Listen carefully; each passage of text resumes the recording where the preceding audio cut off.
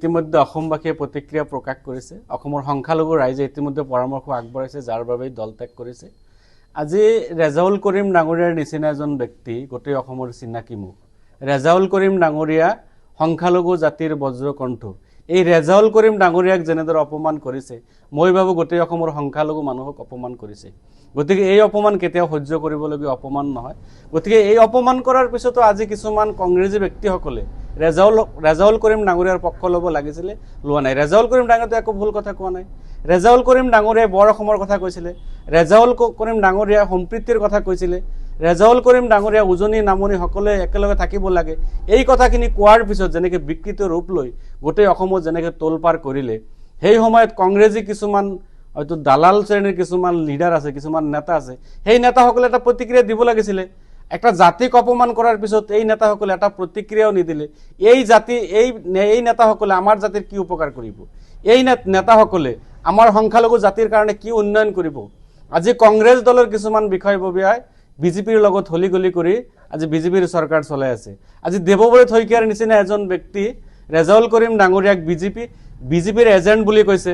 আজি আপোনাৰ প্ৰদ্যুৎ বৰদলৈ ডাঙৰীয়াই ৰেজাউল কৰিম ডাঙৰীয়াক চিনি নাপাওঁ বুলি কৈছে। এজন সংখ্যালঘুৰ চিনাকি মুখ আপোনাৰ প্ৰদ্যুৎ বৰদলৈ ডাঙৰীয়াই চিনি নাপায়। গতিকে এই নেতাসকলৰ মুখ আমি খুলিব লাগিব। মাইনৰিটি অঞ্চলত যাতে এই নেতাসকল সোমাব নোৱাৰে তাৰ এক পৰিকল্পনা হয়তো আমি সংখ্যালঘু ৰাইজে কৰিব লাগিব।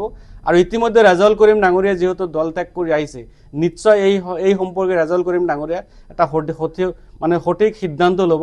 মই বিশেষকৈ ক'ব বিচাৰিছোঁ, আমাৰ এই জাতি জনগোষ্ঠীৰ যিসকল প্ৰতিনিধি আছে, যেনেকৈ জাকিৰ হুছেইন চিকদাৰ, ৰকিবুল হুছেইন, অজেদ আলী চৌধুৰী, আমাৰ ছয়গাঁৱৰ বিধায়ক ৰেকিবুদ্দিন আহমেদ, এই ব্যক্তিসকলেতো আমাৰ ৰেজাউল কৰিম ডাঙৰীয়াৰ সপক্ষে কথা ক'ব লাগিছিলে বা এই কথাখিনি লৈ এটা আলোচনা হ'ব লাগিছিলে।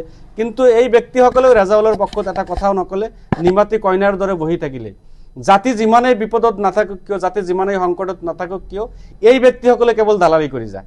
এই ব্যক্তিসকলে ভাবে যে আমি কেনেকৈ গুৱাহাটীত অলপ মাটি কিনিব পাৰোঁ, কেনেকৈ হোটেল বনাব পাৰোঁ, কেনেকৈ মানুহৰ পৰা দালালি কৰিব পাৰোঁ, এই জাতিৰ জনগোষ্ঠীৰ পৰা আমি কেনেকৈ টকা পইচা লৈ নিজে অট্টালিকা বনাব পাৰোঁ, তাৰ বাহিৰে একো কাম নকৰে।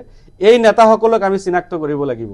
আজি জাতি সংকটত, আজি জাতিৰ এনেকুৱা বিপদ, আজি জাতিৰ এজন চিনাকি মুখ সংখ্যালঘুৰ বজ্ৰকণ্ঠ, সেই বজ্ৰকণ্ঠক অপমান কৰিলে এই দালালকেইটা এষাৰ মাতো নিদিলে। গতিকে আমি অসমবাসী ৰাইজক ক'ব বিচাৰিছোঁ, এই দালালকেইটাক চিনাক্ত কৰিব লাগে। আজি সংখ্যালঘু অঞ্চলত এই ব্যক্তিসকলে 26ৰ নিৰ্বাচনত ভোট বিচাৰি আহিব, তেতিয়া নিশ্চয় সংখ্যালঘু ৰাইজে ইয়াৰ যোগ্য প্ৰত্যুত্তৰ দিব। এইখিনি মই ব্যক্তিগত চিন্তাধাৰাৰ পৰা কৈছোঁ।